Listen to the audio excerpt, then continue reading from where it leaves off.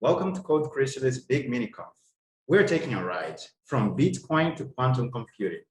Come closer and join us in this virtual bar where we hear geeks geeking out about some really cool stuff. I'm Rafael, this is my friend Yuriko, and we'll be your host today.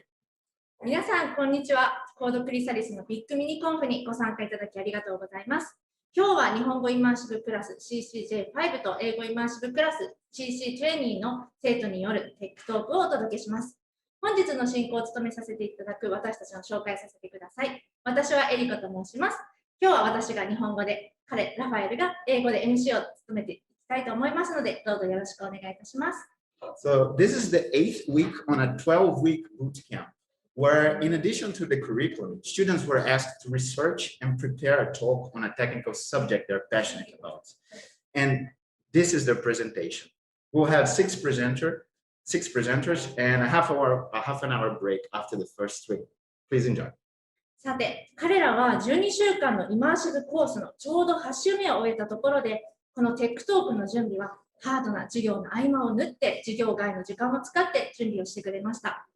今日は6人のプレゼンテーターがいるのですが、3人のトーク終了後30分の休憩を挟みまして、後半3人のトークをお届けしたいと思います。短い時間ではありますが、どうぞお楽しみください。So our first presenter is Anthony, talking about quantum computers and asking the big question. では、トップバッターを飾ってくれる1人目のプレゼンターはアンソニーです。彼は量子コンピューティングとは何か、それがコンピューティングの世界をどのように変えることができるのかという話をしてくれます。それではアンソニー、準備はいかがでしょうか。はい、準備が整ったようですね。それではよろしくお願いいたします。Okay, Yuriko, Rafa, thank you so much for the introduction, and thank you everyone for joining us today. Before I get started, I'd like to ask you all a question. What is the meaning of life? And that's probably one you can't answer. I don't think that's one anyone can answer. Let's go one step down. How did the universe start?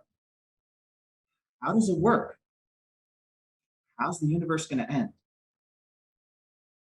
All very daunting questions, but questions that we may actually be able to answer at some point. And one thing that may help us answer that is quantum computing. Now, these last few weeks, I did as much of a deep dive as I could into it, and it's a very difficult topic, and there's still many things I don't know and many things I don't understand, but I hope you'll join along with me as I explain some of the things that I found out, and I hope you find it interesting.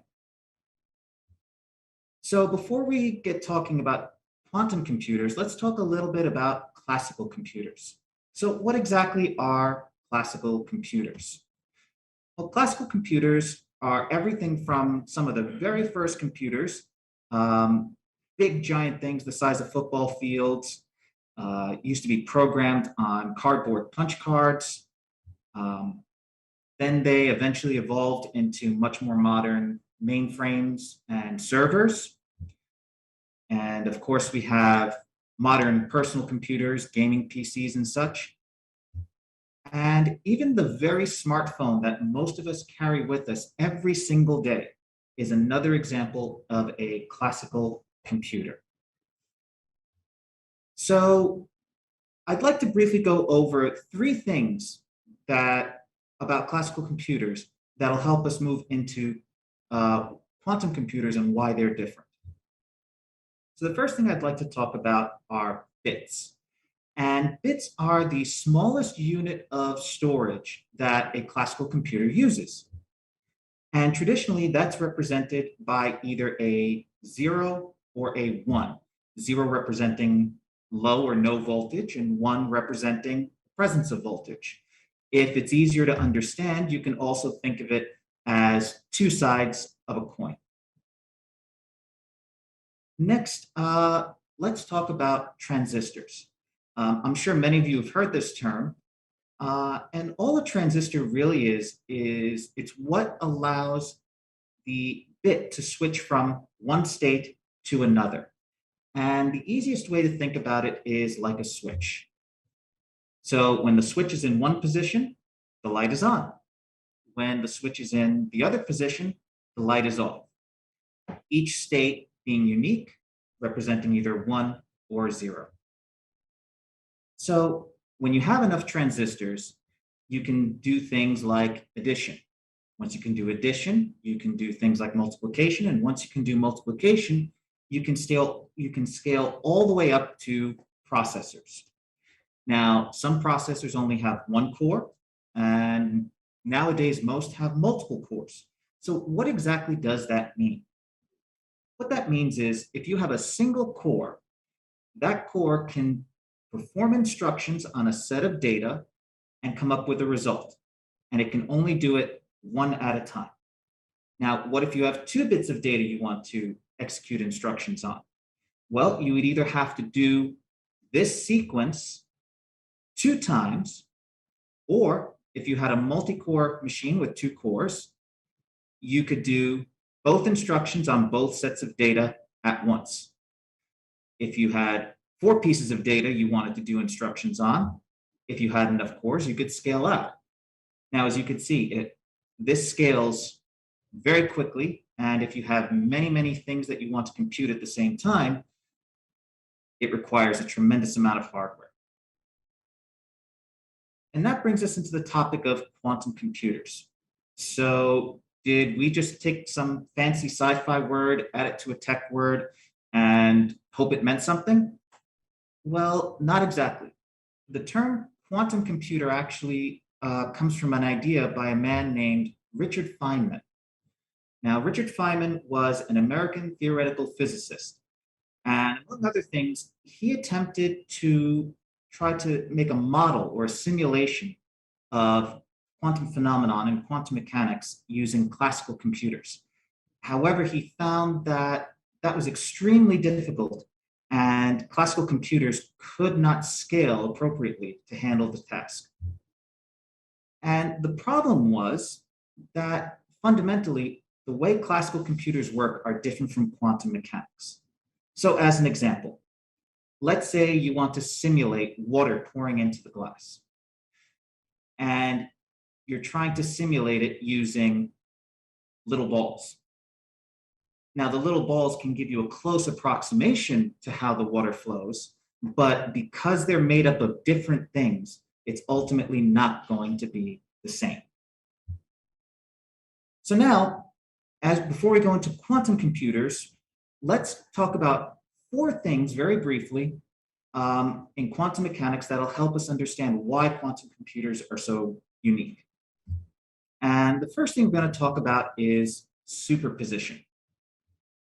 Now, with superposition, you of course say, for example, in regular computers, you have bits. They can represent either a 0 or a 1, but only one at a time. However, superposition is actually both states at the same time. Now, this is a bit of a difficult concept to understand, but one way to think of it is imagine a spinning coin. It is both heads and tails at the same time, but it's not until it stops that one happens or the other. However, unlike a spinning coin, which is probably a good 50-50 chance, superposition has a range of possibilities. So one state may be more likely to happen than the other. And it's not until that particle is observed that it finally settles on one state or another. Now, next I want to talk about something called entanglement.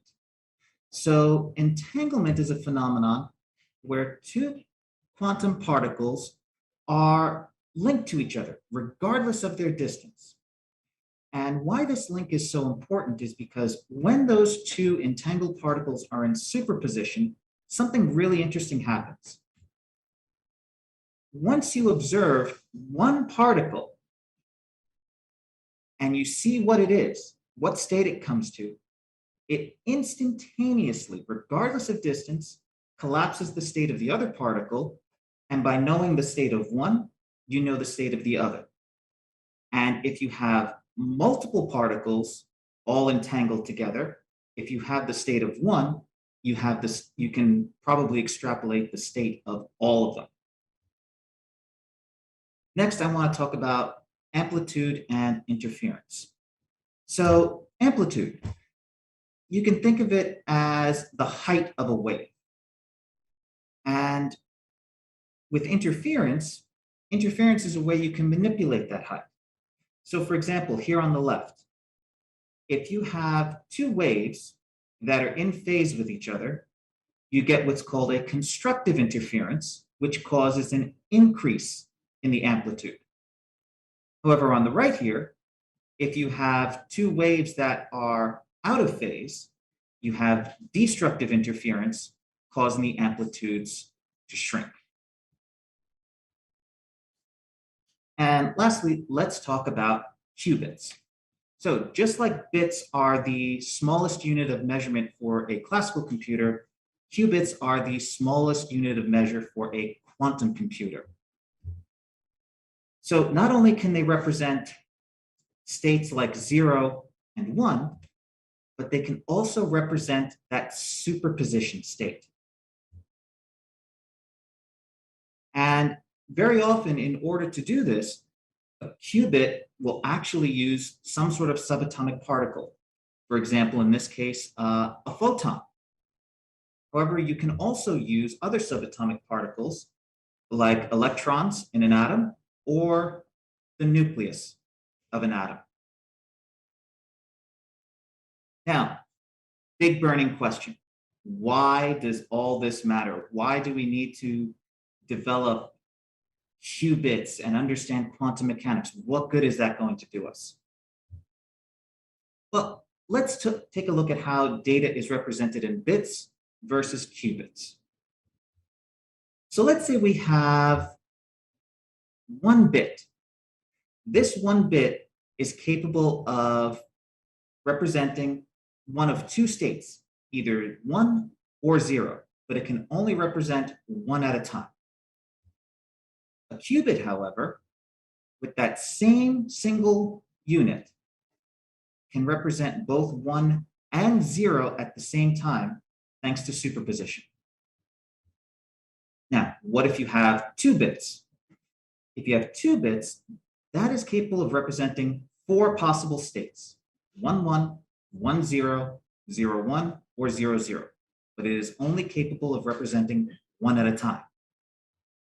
2 qubits, however, can represent 4 states at the exact same time. Now, this is extremely powerful because with only a few hundred qubits, about 200 to 300 of them, you can actually represent as many states simultaneously as there are atoms in the known universe. Now, with that in mind, let's take a look at how classical computers actually do calculations. So let's say we wanted to do some sort of calculation on 2 bits, and then we wanted to do something with the result. Well, with a classical computer, we would have to go through this whole thing, take the data in its current state, run the instructions on it, and get the result, and would have to do that 4 times. If we had multiple cores, then we could do it in one fell swoop. We could process those, we could do those instructions on all 4 states, get 4 results, and then do more with those results. With a quantum computer, however, things are a bit different. With a quantum computer, you have the data in superposition. So that represents all possible states. And then you put that through a quantum algorithm, which not only does all the calculation, but also uses interference to sweep away what we don't want and amplify what we do want. And we end up with a result. So this is actually incredibly powerful, and for certain tasks can make calculation time much, much quicker. So these things are amazing. They have a tremendous capability, and are they going to replace our classical computers? Probably not. Now, why is that? Well, one reason is these things are huge and they're delicate. As I said, quantum computers rely on qubits, which use phenomena such as superposition and entanglement. Those states are extremely delicate, and just a little bit of interference would cause the whole thing to go awry. So a lot of what goes into quantum computing is cooling and isolation from its environment to try and keep it as stable as possible. The other thing is, because those states, those quantum states, are so delicate, qubits can't actually hold their data for a very long period of time. So quantum computers still require classical computers to keep feeding them data.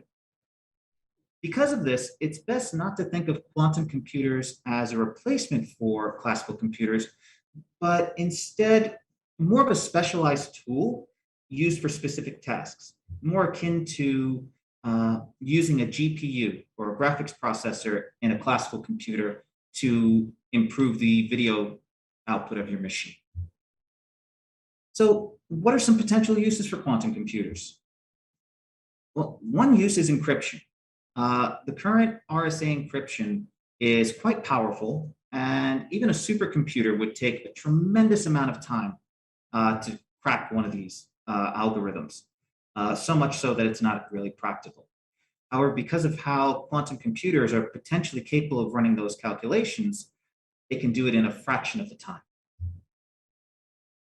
That same capability of doing multiple things in one calculation is also very good for doing things like finding the shortest path. Now, this goes beyond going into Google Maps and finding the quickest way to your destination. It could be also used by shipping companies for finding the best way to distribute packages or various other things. It can also be very useful in machine learning and artificial intelligence. So currently with machine learning, these algorithms, this software has to literally learn its behavior by doing things over and over and over again. So it's possible maybe for a quantum computer with its ability to do multiple things in one fell swoop using superposition and entanglement, that this learning process can happen much more quickly. Now, another area is in the field of drug research or materials research. So when you do materials research or drug research, you're dealing a lot with chemistry. And there's a lot of uncertainty. There's a lot of molecules, a lot of particles interacting with each other, and that's very hard to simulate. With a quantum computer, you could do that potentially much more quickly, and research could be sped up dramatically. And of course, going back to Richard Feynman's vision, you can use quantum computers to model quantum phenomena and quantum mechanics. And seeing as our universe is most likely one giant quantum machine, this could very much help us understand where our universe came from, how it works, and where it all might be going. So how are quantum computers going to change computing? And the answer is probably with a lot more questions. Up until now, with classical computers, there are certain things that they could do and certain things they couldn't do. There are certain questions they could answer and others that they couldn't. However, now with the potential that quantum computers may have, that opens up the realm of possibility to asking questions we could never have answered before, and maybe even asking questions we never thought to ask. So the best way to do that is to get more eyes on this, get more people understanding what this is about and what it can potentially do. And the sooner we do that and get ahead of the curve, the sooner we can start finding those new questions that we never knew we wanted the answer to. So I hope you all enjoyed this talk. It's been a blast researching it, and yeah, thank you very much for your time, and I hope you have a wonderful weekend. Thank you. Welcome back. Next up is Resty, and he will be talking about programming, but from a user's perspective, explaining why the focus shouldn't be on functionality, but experience. はい、次のプレゼンターはレスティです。彼はエンジニアがコードだけではなく UI や UX を考えることの重要性について語ってくれます。レスティ、準備の方はいかがでしょうか？ OK。じゃあ、スライドのシェアもよろしいでしょうか？では、準備が整ったようですので、ちょっと読み込みに整いましたね。では、よろしくお願いします。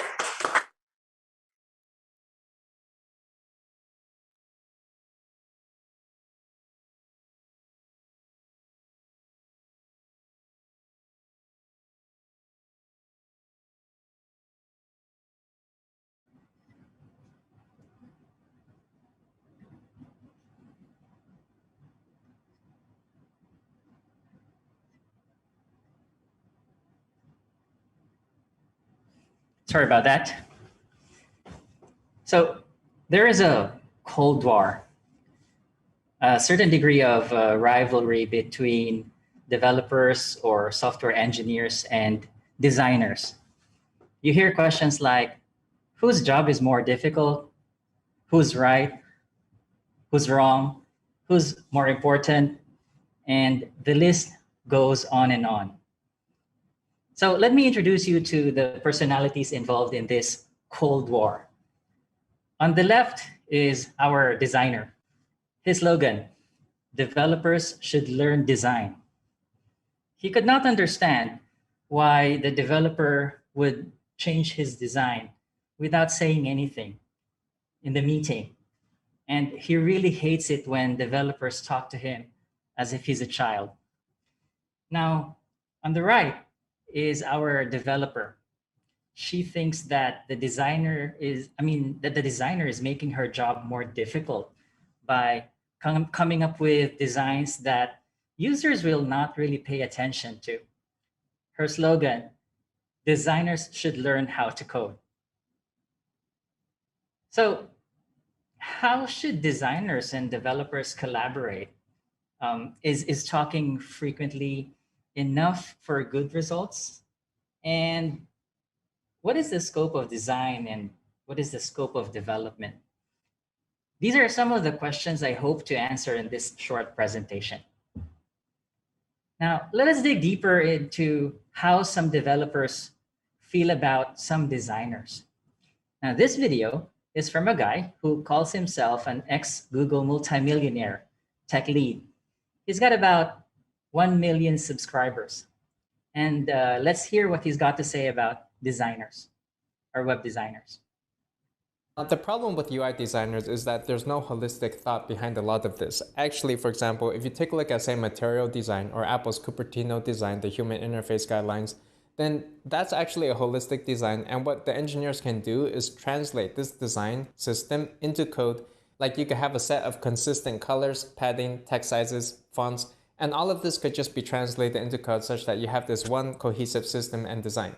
But usually what happens with designers is that, as far as I've seen, there's just no consistency. They just play it by eye. And each time it's just like, this time they want the color to be a little bit off-center red, or they want the pixel to be just a little bit shifted more, or they want a text size to be just a little bit bigger than it used to be, a button to be padded by 7 pixels instead of 8 pixels. And what happens is that this just creates a whole bunch of churn in the code as well. So pretty strong words there. And it didn't stop on YouTube. The problem with UI designers is that on Twitter, this developer from Nigeria tweeted, a UI designer's dream is really a front-end engineer's nightmare.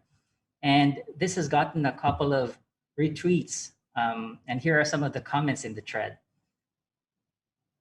This guy responded with, that's how they'll start drawing weird shapes as if they have a CSS hack for it. Another guy responded with, I have suffered in this life. UI designers can make a front-end engineer's life a nightmare.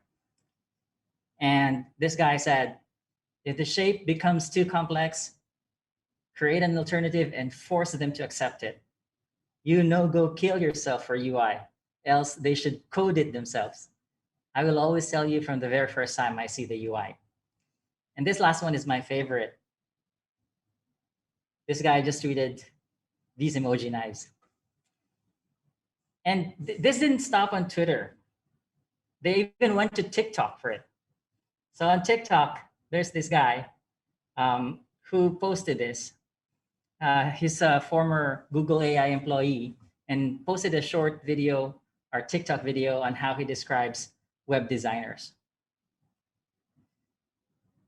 So why does this happen? Why is it that in spite of the technology available for communication and collaboration, you have developers and designing throwing emoji knives at each other? Well, what's worse is that you have end products resulting into something that is definitely not what you are expecting. So again, why does this happen? Well, some people say that it's because of the difference in how they think. Most people see engineers and developers as meticulous, hardworking, and they always look for smart ways to solve problems, discover new ideas, refine their processes, and make the most significant improvements in their software. And not only that, they are under constant pressure to deliver smarter solutions with very tight deadlines and the best possible quality. Designers, on the other hand, they speak a different language.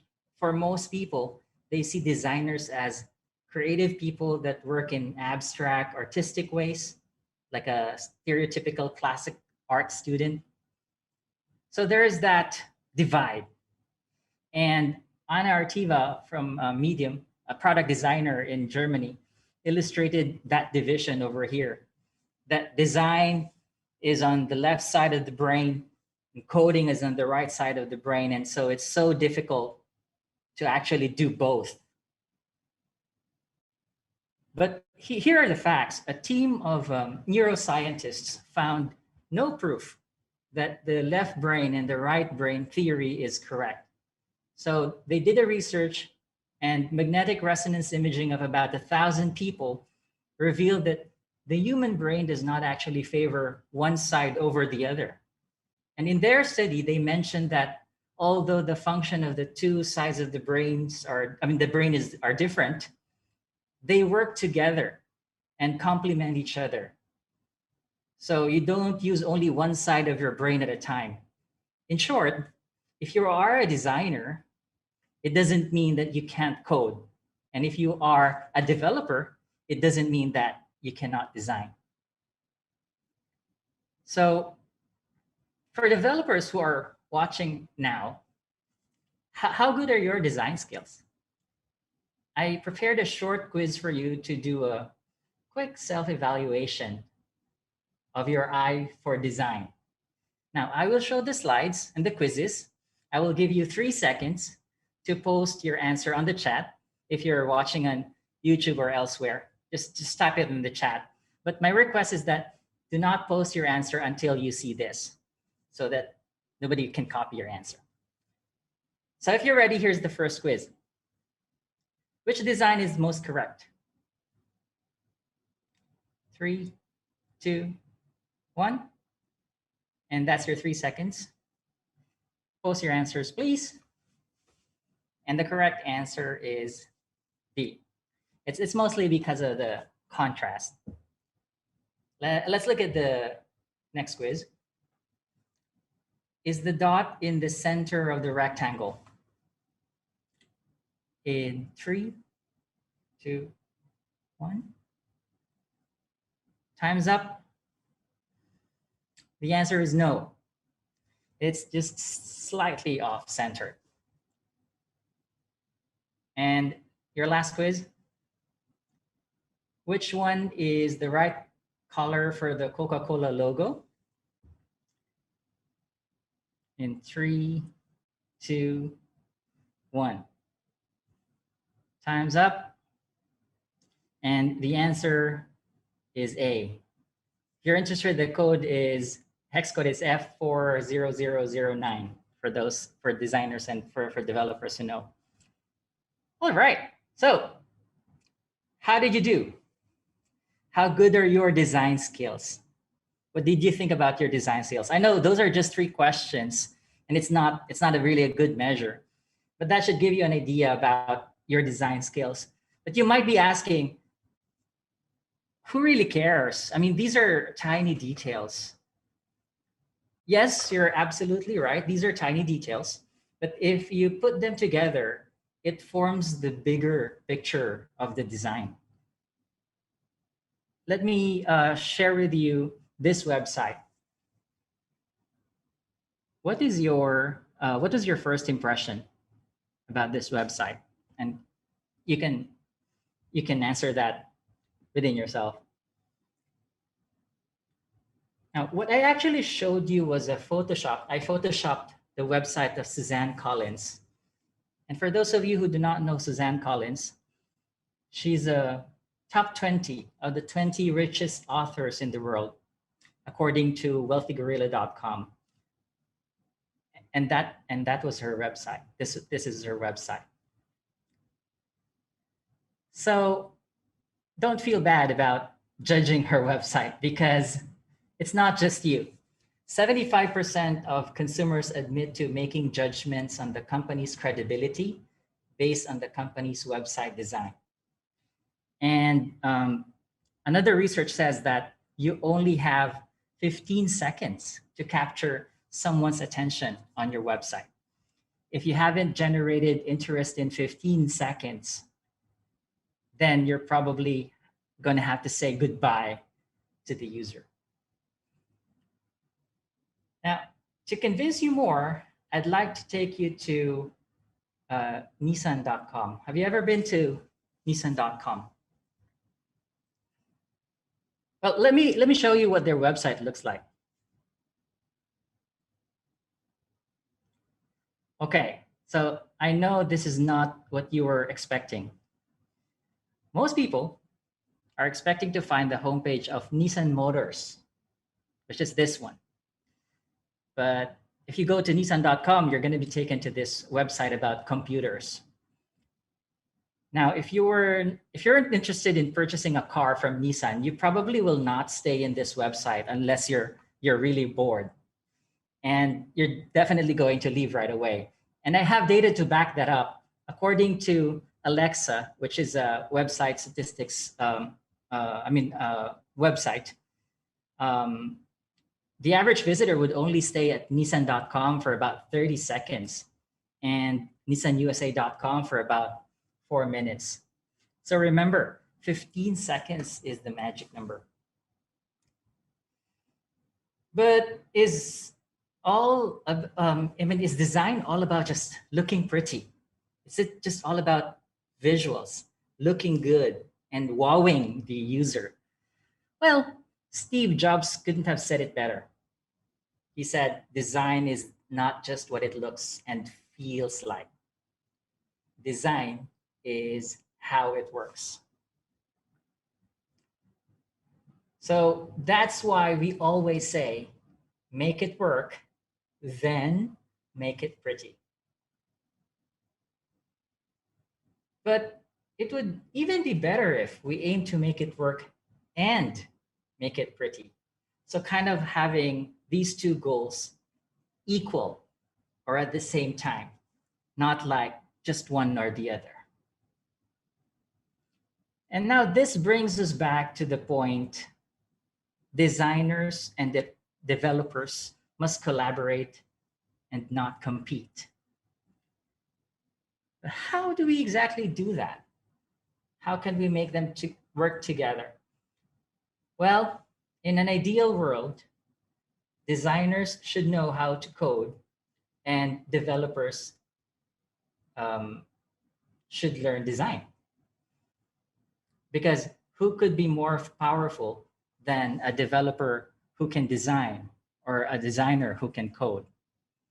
And when you get to this, you become a unicorn, or you get to the unicorn spot. You become rare, more marketable, and you have more control of your work. And you simply become happier as you build. So aim to be a unicorn. But of course, learning how to code or learning design takes time. Now, what we can do for now is to have a shift in the mindset. Shift in the mindset. For developers, it needs to change from I am just building out your designs from this point of view to I am building a product with you. With this mindset, you will realize that everyone is involved in the problem solving. What about for designers? Well, before I share my tip, I'd like to talk about the IKEA effect.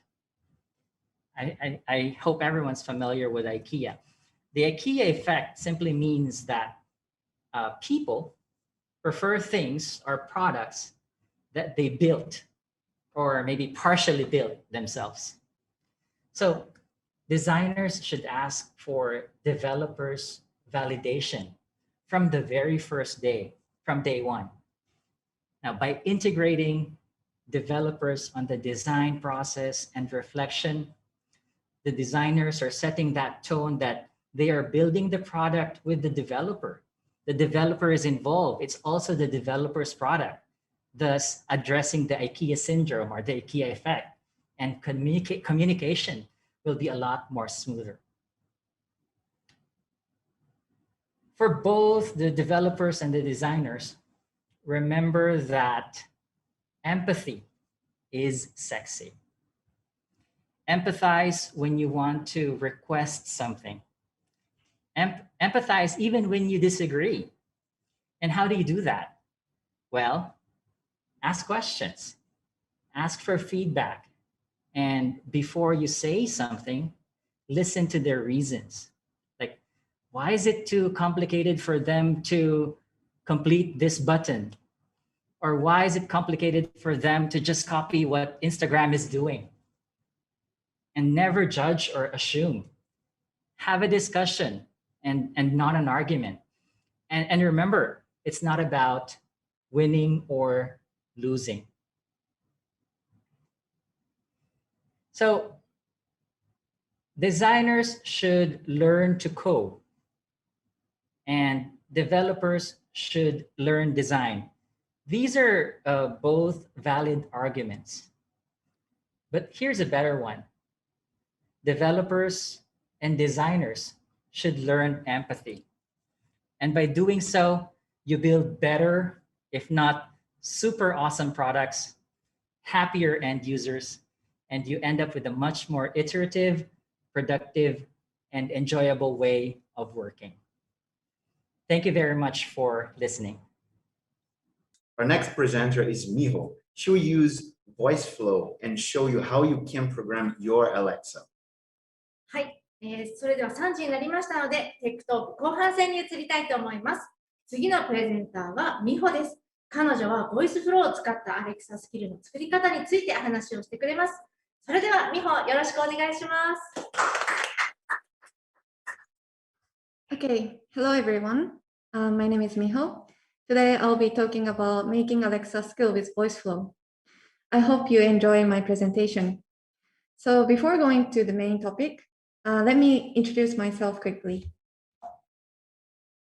So I studied marine science in Australia when I was in college. And before coming to Chrysalis, I worked as a marketing researcher. As a researcher, I analyzed data and provided insights to the companies or to help their marketing activities and marketing decisions. Currently, I'm studying at Chrysalis and interested in IoT field and hope with that technology, I want to contribute to solve various environmental issues for the sustainable futures. Okay, now let's go to the main topic. So firstly, let me talk about why I chose this topic. So this story starts 2 years ago. 2 years ago, I bought my Alexa. And at that time, I used it for only asking time and asking weather, maybe sometimes asking jokes, but not that much. But then as time passed, many home appliances have started to connect it to internet and have been able to handle with smartphone and AI speakers such as Alexa and Google Home. So recently, I set up my home appliances at home so that the Alexa can control them with my voice. And I realized that how convenient it is to control certain things and also interact certain things by voice. So, for example, turning off or on lights in the living room when you're already in the bed. So since then, I'm quite interested what kind of things Alexa is capable for. So I have started customize my own Alexa to make my life more convenient and also somewhat interesting. But I also want to find the easy way to customize my Alexa, maybe like no coding or few codings for today's presentation, so that people who are not familiar with programming can also customize their own Alexa in their own way. So that's why I chose Voiceflow as the tool to build my skills. And I will explain what Voiceflow is a little bit later. Now, let's move on to this slide. So I would like to talk about this topic from a different perspective. I would like to address the importance of this topic. So can anyone guess what this figure is? This is the market value for speech and voice recognitions by 2025. So from the figure in the previous slides, the speech and voice recognition market is growing rapidly. There are several reasons behind this. One of the reasons is the improvement in the machine learning and natural language understanding. So this contributes to the more accurate voice recognitions. The another possible reason is the growing proliferation of voice-enabled devices, such as smart speakers, wearable gadgets, connected cars, and smart home. So not only the geeks, but also the more general people who are not tech sensitive have more opportunities to use those gadgets. So then how actually can voice control can be useful in your daily life? I already gave one example, but for example, turning off the lights in the living room when you're already in the bed. You don't need to go there to turn off. You can just simply say, turn off the light from your bed. Also, the another example is adding to-dos in the list when your phone is not around or when your hands are not free. You can just simply say, add this to my list. So based on the fact that the industry is growing rapidly, and also it makes your life more convenient, I think it's worth to talk about this topic today. And hopefully more people get interested in this field. Okay, now let's talk about a little bit more Alexa. I'm not talking about what is Alexa is today, but more like what kind of frameworks or services are available when creating Alexa. But before going that, let me quickly explain what skills in Alexa. What's the meaning of skills in Alexa for those who don't know about Alexa so much. So I keep saying skills. Skills in Alexa are like apps for your iPhone. So when you want to install apps for your iPhone, you go to App Store to install whatever you want to install. So in Alexa, apps are called skills, and you can download from the Amazon Alexa skill store. And for example, if you want to set Yahoo News to your Alexa, you can just simply go to this store and then set the skill to your Alexa. There are many skills in this store provided by individuals and also companies. So with this in mind, let's move on to the Alexa frameworks. So there are two important frameworks in Alexa. First one is Alexa Voice Services, known for AVS.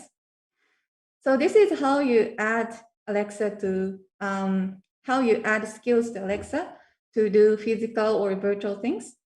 And it's like a set of libraries that anyone can use for free.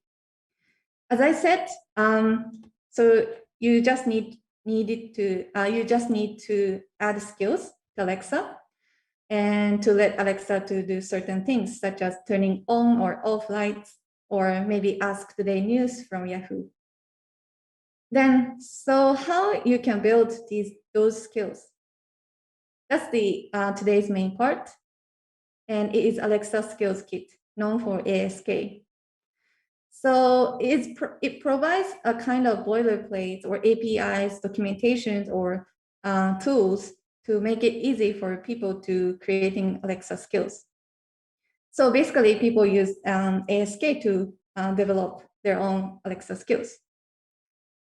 And actually, ASK already make it really easy for us to create skills. But on top of this, I also want to introduce another tool so that makes creating Alexa more easy. So that is Voiceflow. So what is Voiceflow? Voiceflow is the voice conversation designing tool, which allows anyone to make voice apps without any coding. So you just need to design your flow of the skills, and based on that flow, you can just simply add these blocks, and this block represents certain actions in Alexa. I will show you how easy it is in the later demo. Now, let's go to the demo. So today's demo, I am going to introduce feeling checker. So there are mainly two features. The first one is the sentimental analysis based on the user's words or user's inputs.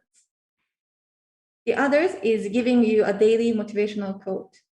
So basically, this skills, the purpose of this skill is to check the user's feeling and also motivate them when they're not feeling well or feeling down. So now let's move on to the skills in Voiceflow. So this is the overall flow of my skills in Voiceflow. Let me quickly explain one of the block. So let me explain about this greeting block. So each tiny blocks represent certain actions in Alexa. First one is this icon. It represents speak block. So Alexa will speak whatever inside. So Alexa will say, "Welcome to Feeling Checker. What is your first name?" In the next block, it's capture block. So Alexa will capture whatever users said.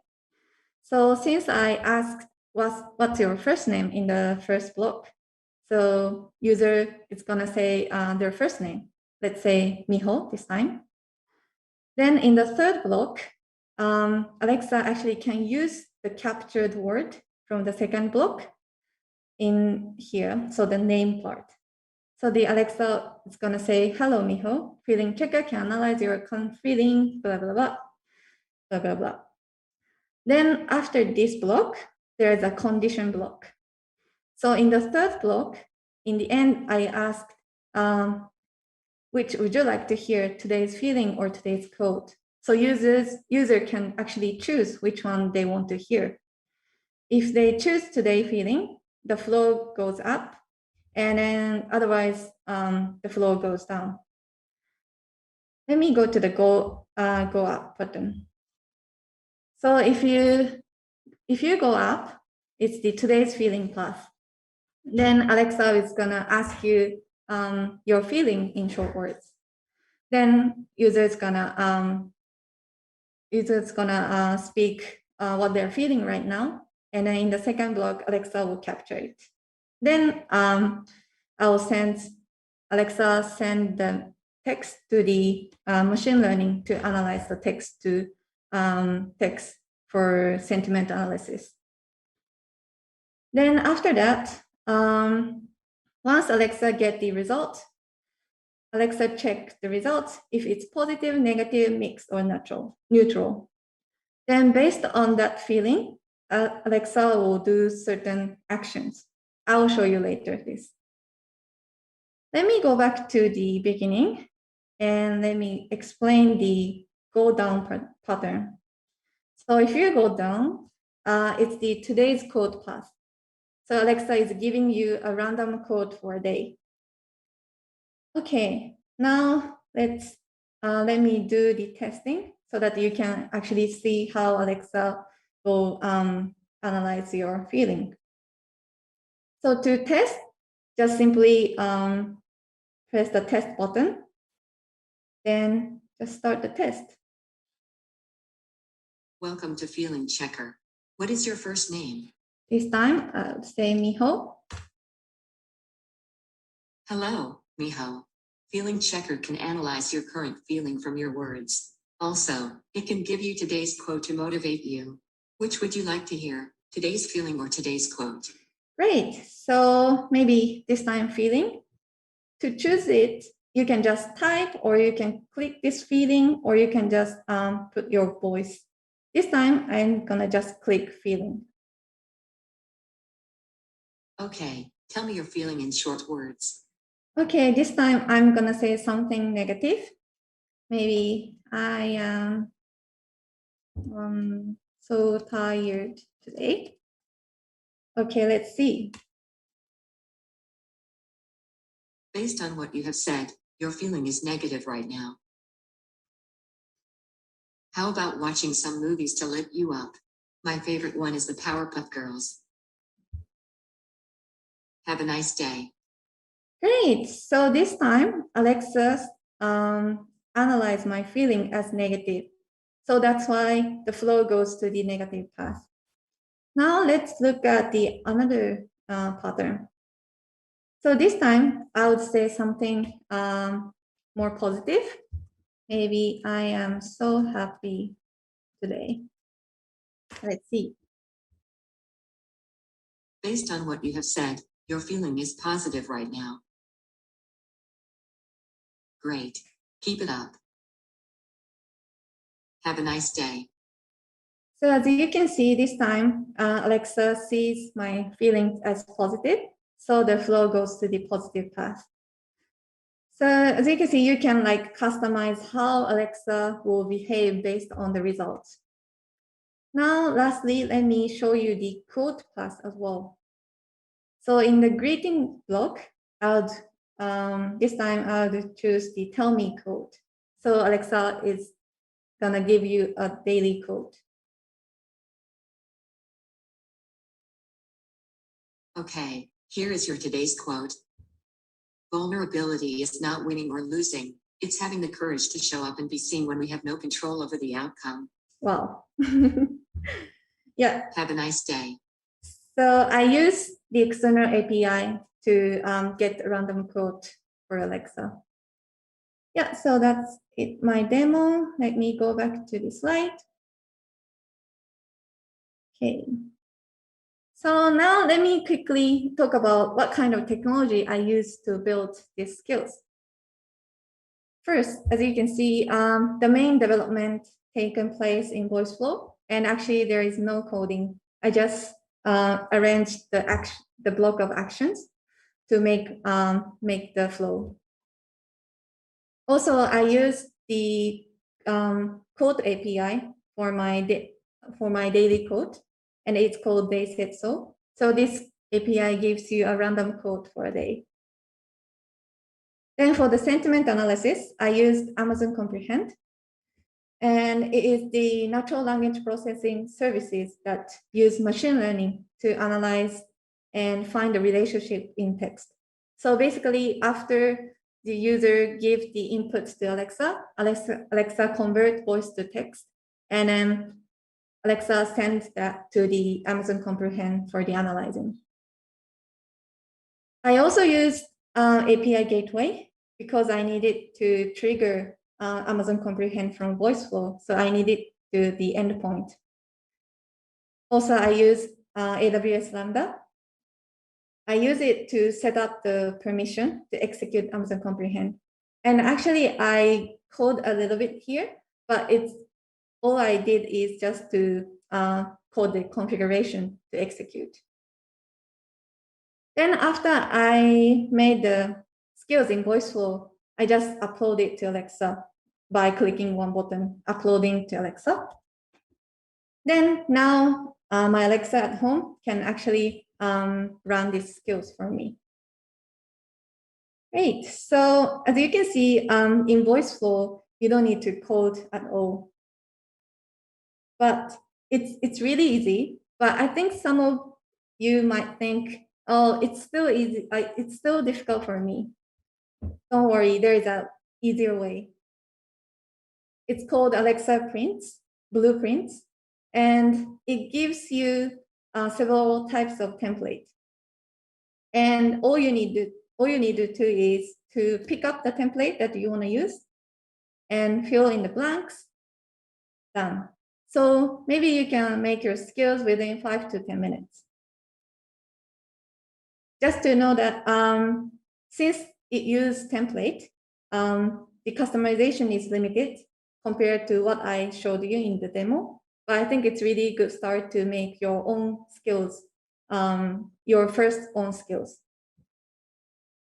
Okay, to sum up, from this presentation, I hope you learn the market distribution of the speech and voice recognition, and it is growing rapidly, and more people have more opportunities to use voice-enabled devices.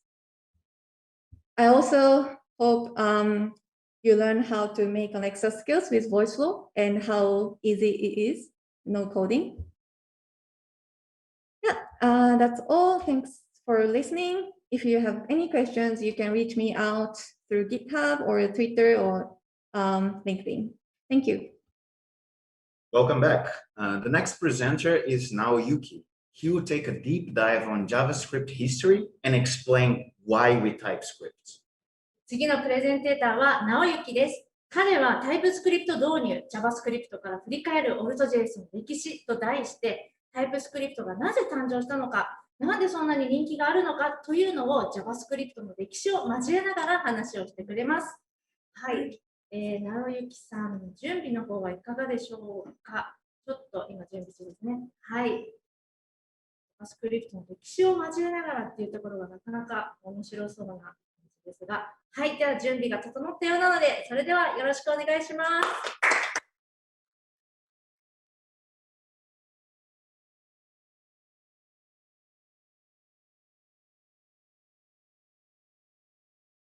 はい。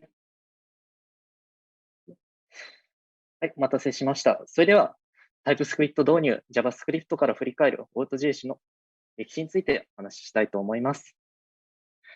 まず自己紹介です。私の名前は早坂直之です。出身は新潟県で、前職は独立系 SIR でエンジニアをしていました。コードクリサリスのイマーシブクラスを受けようとしたきっかけは、様々な状況でも柔軟に働くことのできるソフトウェアエンジニアに魅力を感じ、自分の可能性を信じてキャリアチェンジしようと決意したからです。趣味は現在は休止していますが、社交ダンスだったり、また現在は本を読むことだったりということが好きです。ではまず、このトピックを選んだ理由についてお話ししたいと思います。こちらのスライドをご覧ください。こちらは GitHub が毎年発表している年間の人気プログラミング言語ランキングになります。このスライド上の図を見てみますと、TypeScript が2017年に誕生してから4年間であっという間に4位と躍進しているのがわかるかと思います。そしてこのことからも、今後も TypeScript は需要があるということもわかるかと思います。ところで皆さん、TypeScript とはどんなプログラミング言語かご存知ですか？ TypeScript はマイクロソフト社が開発したプログラミング言語で、大規模な Web アプリケーション開発のために開発された言語です。また、JavaScript に変換する必要のある AltJS の一つです。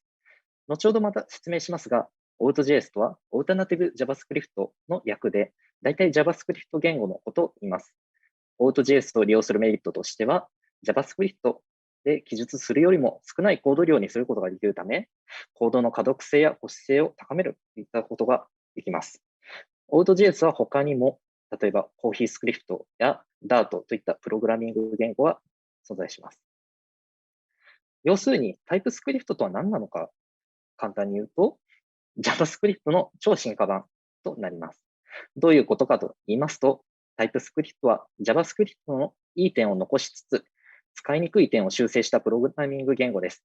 そのため、基本的に JavaScript と同じような構文を用いて開発していけるため、JavaScript とできることは TypeScript でもできます。つまり JavaScript のパワーアップバージョンとも言えるわけです。でも、なぜ TypeScript は JavaScript の進化版として開発されたのでしょうか？それには歴史的な理由があるんです。本プレゼンテーションでは、この JavaScript の歴史からなぜ TypeScript が開発されたのか、その経緯を説明していきたいと思います。準備はいいですか？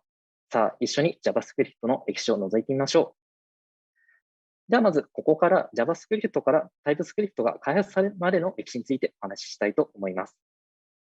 まず、こちらの JavaScript の年表をご覧ください。JavaScript は1995年に誕生してから現在まで26年の月日が経っております。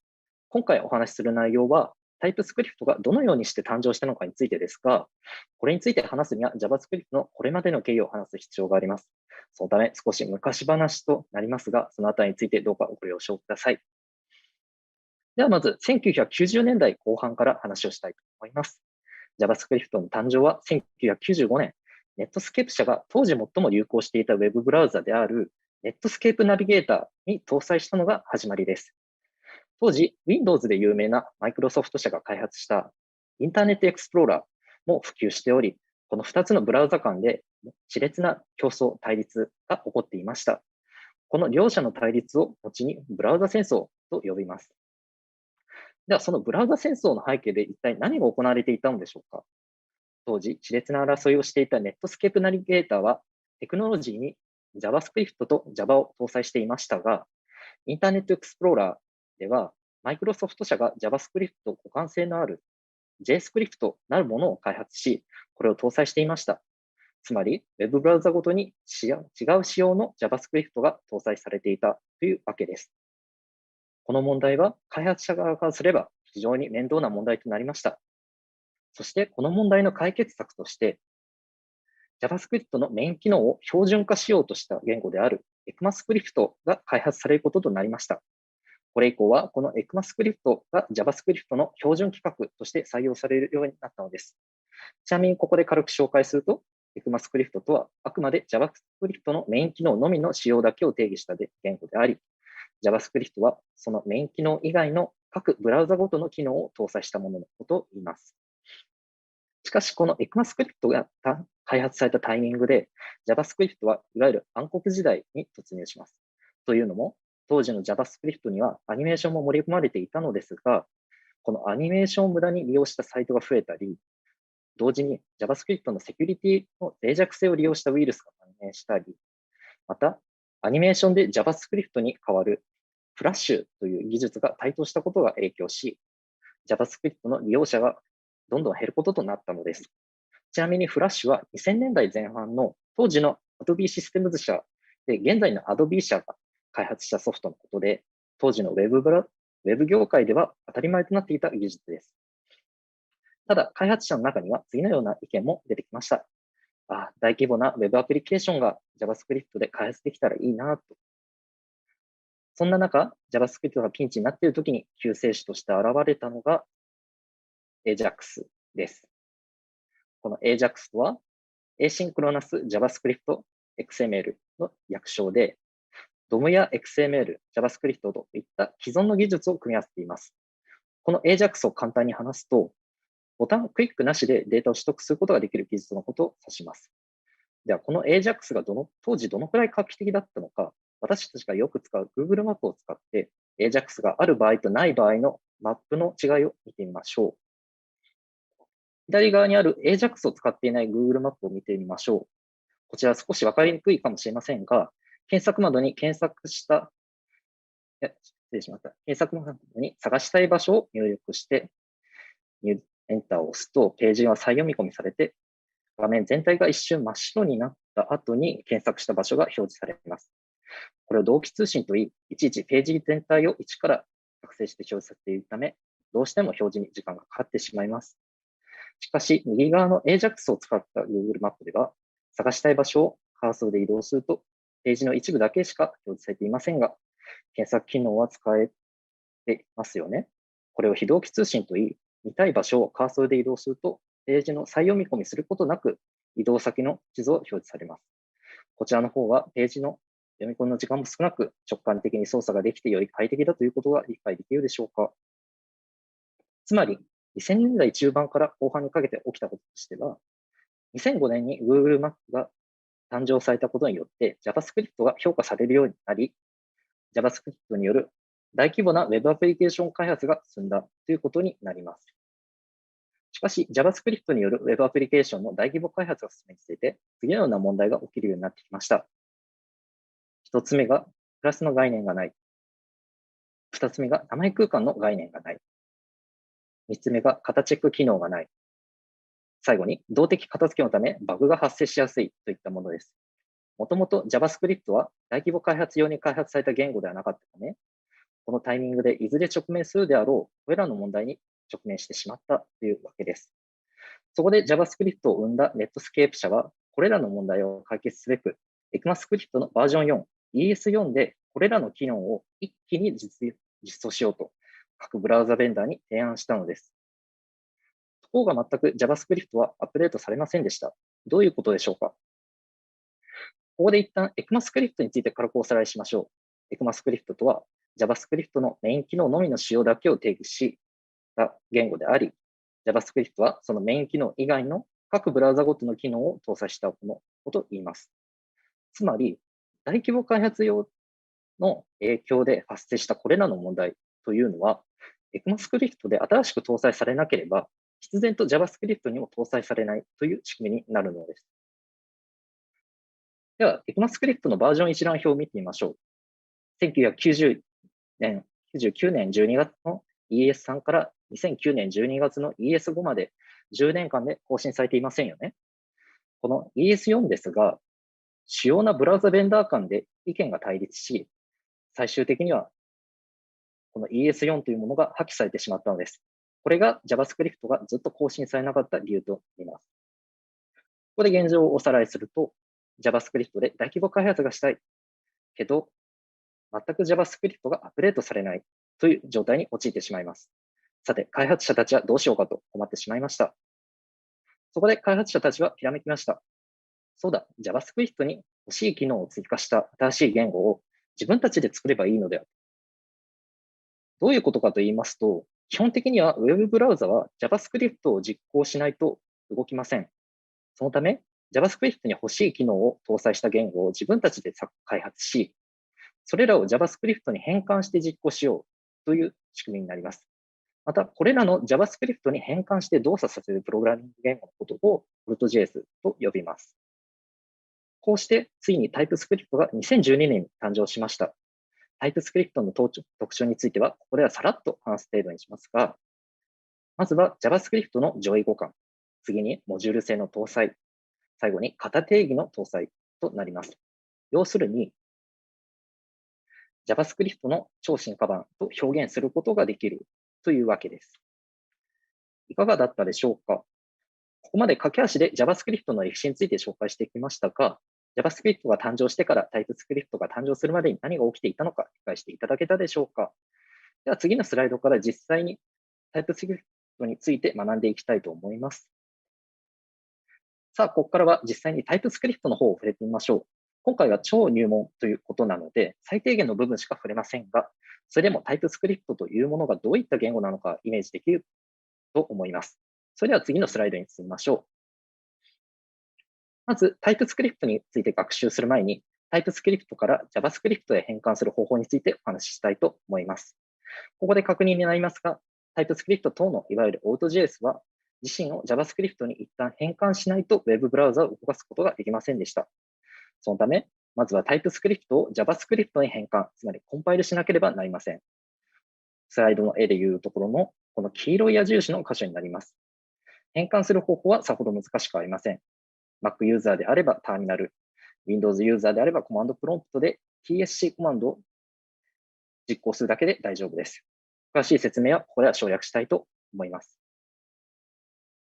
では、ここから TypeScript の型定義について話していきますが、その前に、最後も、なぜ TypeScript が型定義をする必要があるのか、もう一度確認してみましょう。TypeScript の型定義を利用することで、コードの可読性やモジュール性の向上、型検査や型安全性の取得につながります。つまり、型によりコードの品質と読みやすさを高め、それが最終的に大規模なチーム開発においての開発スピードの向上につながるからです。それではここから TypeScript の型についてお話ししたいと思います。TypeScript の超入門ということで、今回が JavaScript を触ったことがある方ならおなじみのプリミティブ型を中心に説明したいと思います。先ほども説明したように TypeScript では型という考え方がものすごい重要になってきています。しかしそれらをすべて名数には圧倒的に時間が足りないため、ここでは本当に基礎の部分のみに焦点を当てていきたいと思います。では、一つ目のブーリアン型を見てみましょう。ブーリアン型は true および false の2つの新月を扱うデータ型となっています。ちなみに変数の書き方についてですが、JavaScript では変数名とイコール、そしてその変数の値と書いていましたが、TypeScript では変数の横にコロンをつけ、その横に型の種類を定義します。これによって変数の書き方が JavaScript から TypeScript へ進化するわけです。2つ目はナンバー型で、これは数値を扱うためのデータ型となります。続いてみましょう。3つ目はストリング型で、これは文字列を扱うためのデータ型です。4つ目は、こちらは TypeScript 独自の型なんですが、Undefined 型で、これは未定義であることを表す値です。どういうことかと説明しますと、JavaScript では変数名のみを定義することで何も定義されていない変数を宣言することができましたが、TypeScript ではこの未定義の変数にも型をこのように定義する必要があります。プリミティブ型は他にもビッグイント型、シンボル型、ヌル型といった型が存在しますが、今回は省略したいと思います。続いて見てみますと、こちらの関数型は関数の引数と返り値でそれぞれ型定義しなければならない型です。こちらは後ほどデモでお見せしたいと思います。そして今回最後に紹介するのはボイド型です。これは関数型の一種ではありますが、関数は関数でも返り値がない関数に定義してあげる必要があります。それではデモに移りたいと思います。失礼しました。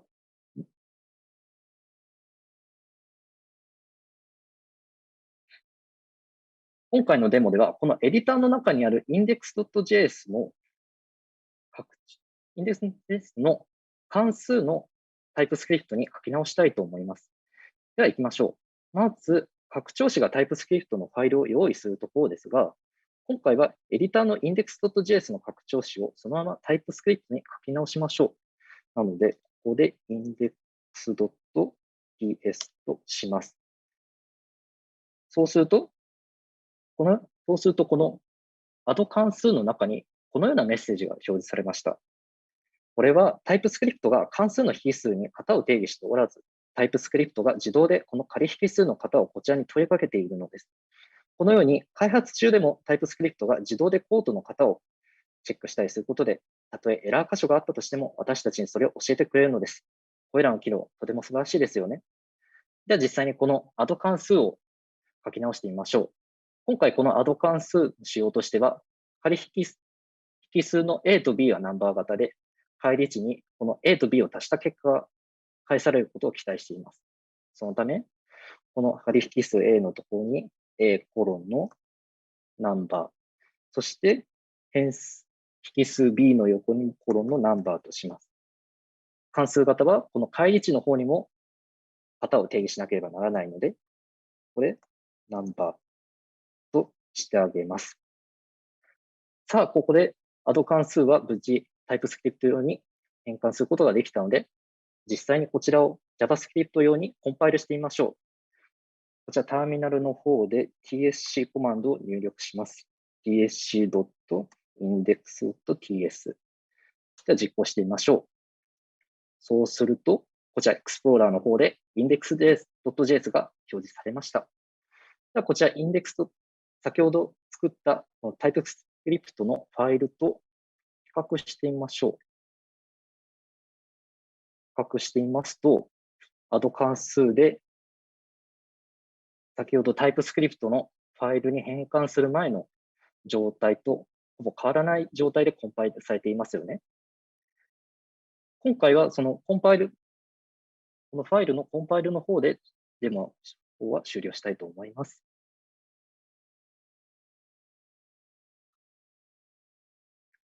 さて、駆け足となってしまいましたが、今回のまとめに入りたいと思います。今回私はTypeScriptがどのようにして誕生したのかお話ししてきましたが、とにかく覚えてもらいたいことはこの一言につきます。TypeScript は JavaScript 超進化版です。今回のプレゼンでは残念ながら説明できませんでしたが、TypeScript の世界はまだまだ奥が深いです。TypeScript はいろいろな機能が兼ね揃った素晴らしいプログラミング言語です。なので、もしもこのプレゼンを聞いてTypeScript に興味が出てきたのであれば、私としてもとても幸いです。ぜひご自身で TypeScript の素晴らしさを体験してみてください。以上で私のプレゼンテーションを終わります。ご清聴ありがとうございました。And welcome back. This is our last talk today. Yuriko will share how web scraping can be used to make sense of the world around us. はい、それでは本日最後のプレゼンター、ゆりこです。彼女は Web スクリーピングを使っていかに私たちの仕事を楽にできるかという話をしてくれます。はい、それではゆりこさん、準備はいかがでしょうか？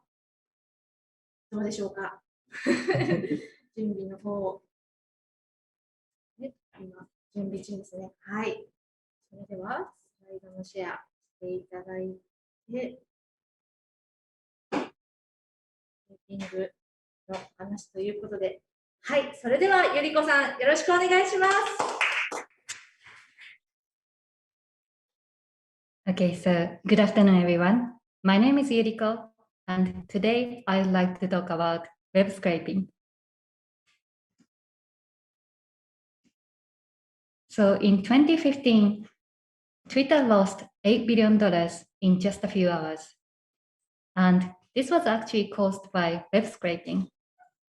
Because on that day, a company called Serenity posted this tweet. So basically, Twitter had a very disappointing quarter, and they wanted to announce their financial results after the New York Stock Exchange had closed, so that investors have time to digest the news and think about it before they panic. But unfortunately for Twitter, someone at Nasdaq released this information early, accidentally, just for 45 seconds. But this 45 seconds was enough for the Serenity's web scraping bot to extract the data, analyze it, and then release it online. In fact, the company later confirmed that it only took the web scraping bot 3 seconds to do this. So this is an extreme example of web scraping, which led to Twitter losing a considerable amount of stock value.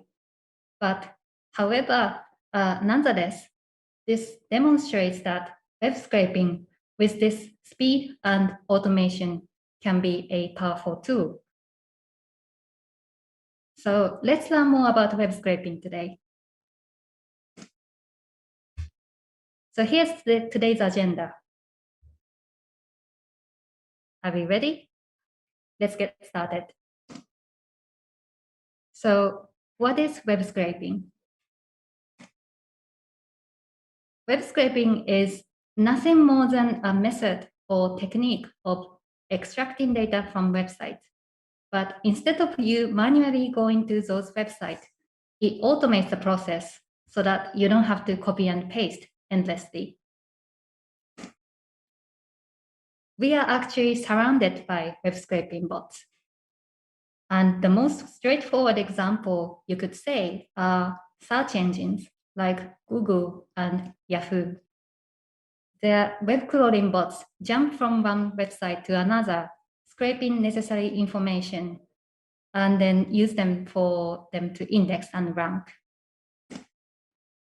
So what are the use cases of web scraping? When is it useful? It is useful when you need to extract a large amount of data from specific websites. And you can use this data, for example, for price comparison and data analysis. Who benefits from web scraping? The most obvious answer is businesses. You can use web scraping to gain valuable information about your customers and your competitors. But another group of people who benefit from web scraping, which may not be so obvious, is actually journalists. And in the next section, I'd like to talk more about how web scraping helps journalism. So in 2013, Reuters published this article. It is an investigative piece on how some American parents were using the internet to abandon children. So these parents adopted small children from developing countries, but once those children proved too much for them to take care, they used the internet to find whomever can take these children off of their hands. And this reporting was made possible by web scraping. So the Reuters scraped Yahoo message boards and Facebook groups used for this online child market, and used the scraping to find out who those children were and what happened to them. Here's another example of reporting made possible through web scraping. This article titled Copy, Paste, and Legislate is by USA Today. And for this piece, USA Today analyzed legislation in all 50 states of America and found out that 10,000 bills were essentially copy-pasted from a template. And these bills were written by lobbyists and activists often to promote the interest of big corporations. And the USA Today, they were only able to gather this huge amount of data through web scraping. There are many more examples of reporting made possible with web scraping, and here are some examples.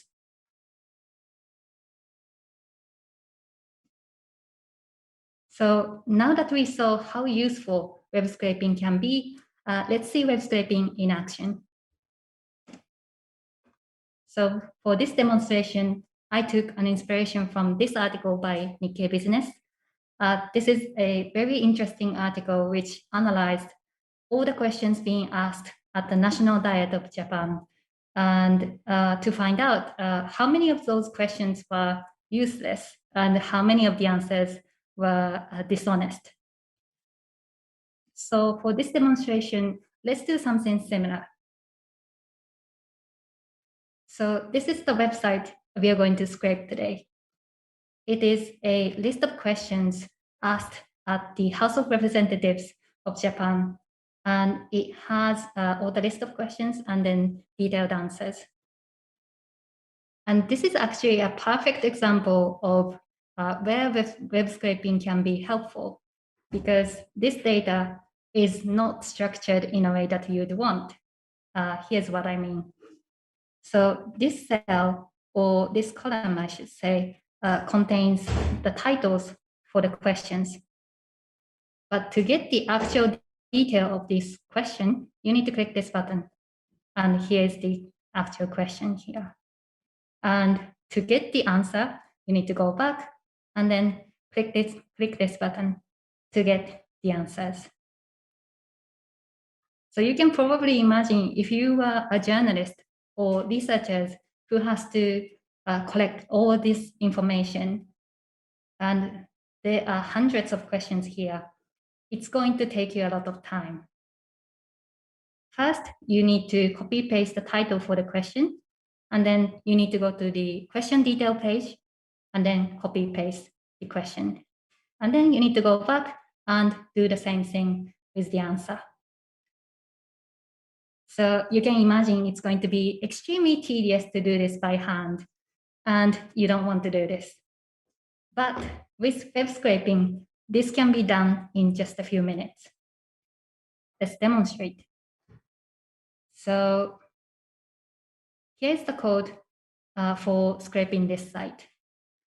I'm not going to go through all the details of this code, but what it does is first it's going to launch a browser, and then it's going to go to this browser will go to this URL, which is this site, and it's going to scrap all the question title from this page and also the links for the detailed question and detailed answer. So once we have collected all the information and the links from this single page, the program is then going to loop through all the links and get the text file from each page and continue this process until there's no more links left. So let's run this program now.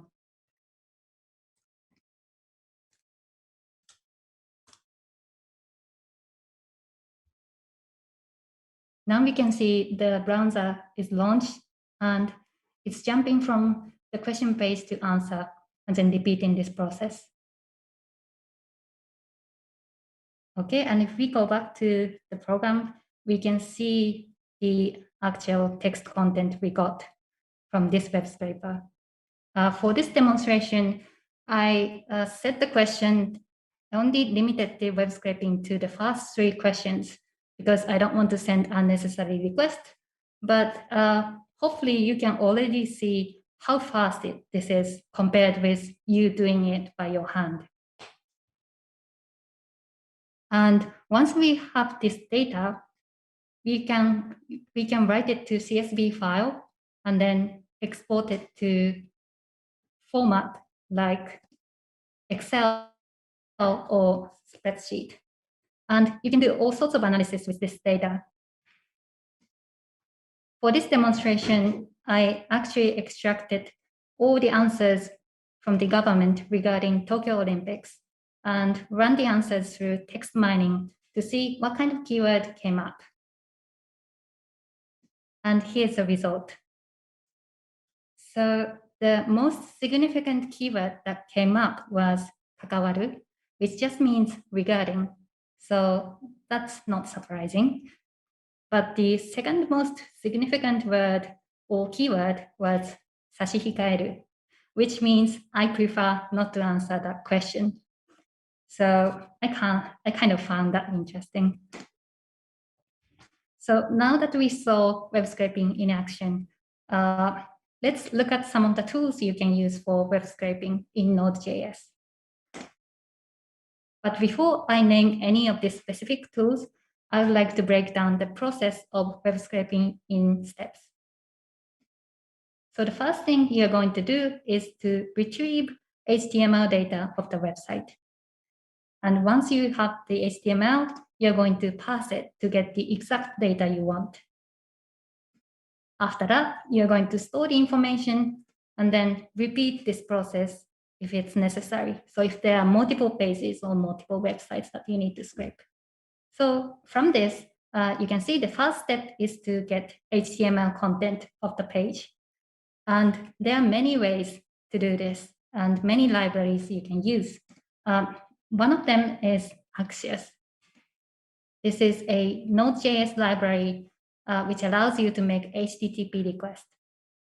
And you can get HTML content of the website by writing these 2 lines of code. So axios.get and then the URL of the site you want to visit. And once you get response, you can get HTML content by typing response.data.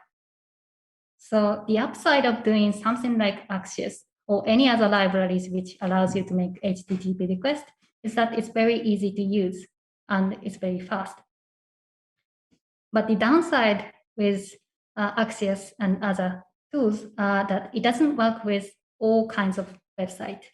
It doesn't work with website that needs to have JavaScript run before anything can be seen on the page. So for that, we have a library called prettiER. And actually, this is the library I used for the demonstration earlier. So what is prettiER? It is a Node.js library which allows you to control headless browser. A headless browser just means that it's a browser without graphical user interface, which means you can't see it. But for the demonstration earlier, I actually turned this headless mode off so that you can actually see what's going on with the prettiER. But by default, you cannot see. And this prettiER is great because you can make it do whatever you do with normal browser with your hand.